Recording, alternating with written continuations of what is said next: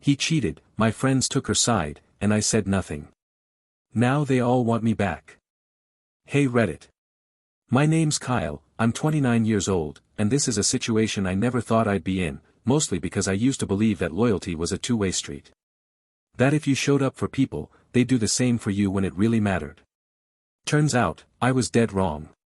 So before I get into the messy part, let me give a bit of background. I'm a pretty chill guy. Software engineer by trade, always been more of the listener in the group rather than the loud one. I've had the same core group of friends since college, 5 of us, co-ed group, kind of a found family situation. Dinners, game nights, birthdays, even trips. We were tight. One of the people in that circle was my girlfriend, Alicia. We started dating about 3 years ago, after being friends for a while. Everyone thought we were the perfect couple, and honestly, for the longest time, so did I. Alicia's the kind of person who can light up a room. Charismatic, witty, super outgoing, the opposite of me in a lot of ways, but I liked that. She brought me out of my shell, and I kept her grounded. At least, that's how I saw it. Now I'm not gonna lie and say everything was sunshine. We had arguments like any couple. Mostly about time, she wanted more excitement, more attention, and I was working long hours trying to land a big contract. Still, I made time when it mattered. Anniversaries, holidays, her sister's engagement party, even went on a ski trip I had zero interest in just to be there for her. Fast forward to about 4 months ago, things started to feel off. She was going out more with the girls, staying out later, and her phone basically became an extension of her hand. You know how people get when they're hiding something? That mix of defensiveness and forced casualness. Yeah. That started creeping in. But here's the thing, I didn't want to be that boyfriend. The insecure, jealous one who demands to see texts. So I just observed. Took mental notes. Until one night, we were all hanging out at our friend Matt's place. Drinks, music, nothing fancy. Alicia got up to get another glass of wine, left her phone on the table, and one of her notifications lit up. It was from a guy named Brad. With a heart emoji. I didn't say anything right away. Just looked at it, took a breath, and let it sit. What happened next flipped my entire world upside down. And the worst part? It wasn't just Alicia who betrayed me. It was everyone I thought I could count on. So, I let the notification slide that night. I didn't say anything to Alicia right then, not at the party, not on the drive home. But I didn't sleep that night either. Over the next few days, I started connecting dots. That same Brad had been liking all her Instagram stories, always replying with flame emojis or those cringy compliments like gorgeous as always. I went back and checked, he'd popped up around the same time she started going out more. I checked our shared Spotify. Don't laugh, but we used to make playlists for each other. Hers suddenly had a new one named with a heart and a date we were supposedly celebrating our anniversary. Songs I didn't recognize. Some of them were clearly from his taste, not mine. It was like she had replaced me without even deleting the old save file. I still didn't confront her, not yet. I didn't need a big argument. What I needed was the full picture.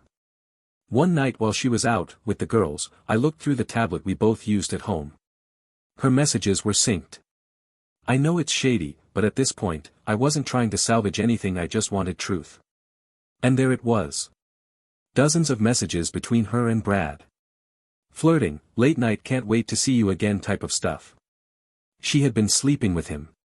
Worse, she'd been laughing about me. Saying things like, Kyle's too soft, he'll never leave, or he's sweet, but he's not a real man. The worst part?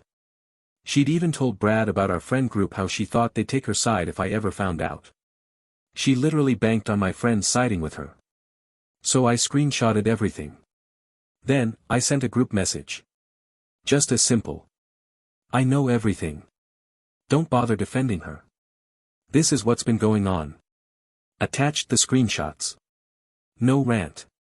No drama. Just the facts. Silence. Then came the messages, but not what you'd expect. Matt, who I considered my closest friend, replied. Man, this sucks, but I think you're overreacting. It's not like they were dating long. Another friend, Brianna, said. Alicia made a mistake. That doesn't mean we should all turn on her. I was stunned. These were my people. Or so I thought. No one asked how I was. No one asked what I needed. They just closed ranks around her. Like I was suddenly the outsider in my own life. So I did the only thing that felt right. I blocked every single one of them. Deleted the group chat. Took my keys, packed a small bag, and left the apartment we shared. Quietly. Just gone. Because when the people around you choose your betrayer over you. After I left, I went dark. I mean really dark. No Instagram posts, no Snapchat stories, no responses to texts or calls. Alicia tried texting a couple of times, nothing dramatic, just, "Can we talk?" or, "I think we should clear the air." Yeah. No thanks. I moved in with my cousin, who lived a few towns over. He had a spare room and didn't ask questions. I didn't explain much, I just told him I needed a reset. And honestly, that time was the best thing that ever happened to me. I poured everything into work. Long hours, new certifications, freelance contracts, whatever I could find. While Alicia and our so-called friends were busy pretending like they hadn't gutted me emotionally, I was building something. Quietly. Relentlessly. A few months into the grind, I landed a project with a startup that blew up. Like seriously blew up. Think six-figure bonus level. I went from scraping by to building real wealth in under a year. I didn't go flashy with it, no new car, no social media flexing. I was playing the long game, and I wanted peace more than I wanted applause. I started therapy. I started working out again. I even reconnected with some old friends from high school, people who actually gave a damn about how I was doing. And somewhere in all that healing, I realized something important. I didn't miss Alicia. I didn't miss any of them. It's wild how quiet your mind gets when you cut out the people who constantly make noise but never offer value. But here's where things get really interesting. About a year later, I got a message on LinkedIn. Of all places. It was from Matt, the same guy who said I was overreacting. He said something like, "Hey man, it's been a while. Hope you're doing well. We should catch up soon.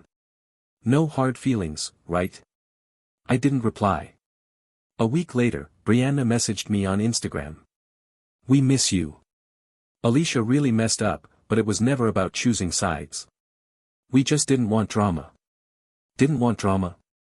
You sided with the person who cheated and humiliated me. And then, cherry on top. Alicia herself emailed me. Not even a message, an email. Like it was a job application. Subject, "Just wanted to say hi." The body of the message said, "I've been thinking about you lately. I heard you're doing really well. I'm truly happy for you. If you ever want to talk."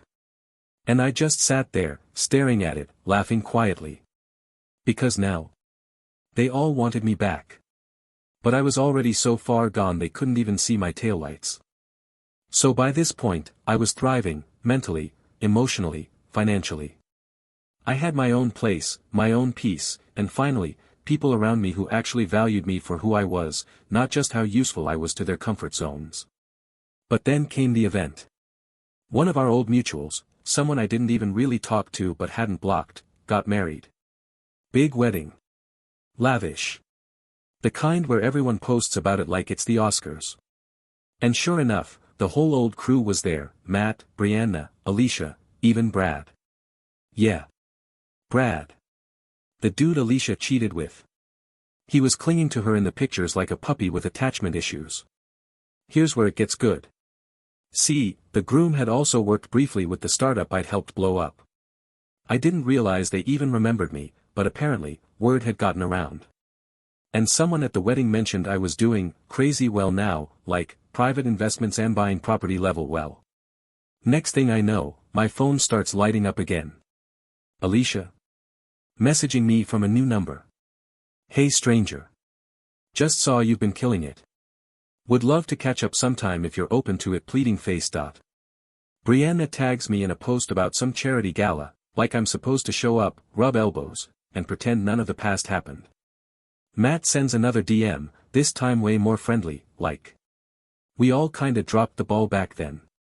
Let's be real. You deserved better. Want to grab a drink sometime? My treat. It was so transparent. Not even guilt. Just regret that they bet on the wrong horse, and now I was winning the race without them. And I could have said a lot. I could have written essays, roasted them with receipts, or publicly humiliated them the way they left me emotionally wrecked. But I didn't. I just kept doing what I had been doing all along. Absolutely nothing. No replies. No explanations. Just silence. And let me tell you, nothing makes people unravel faster than being ignored. That's the part they don't teach you in revenge fantasies. You don't need to burn bridges. Just walk away from them. Quietly. Let them wonder why you never looked back. Because at the end of the day, when someone cheats, and your friends take their side, that's not just betrayal. That's a gift. It shows you exactly who was never meant to be in your future, and frees you up to build a future they don't get to touch. I just smiled, blocked the last number that came through, and went back to living a life so good, they'd only get to watch it through a screen.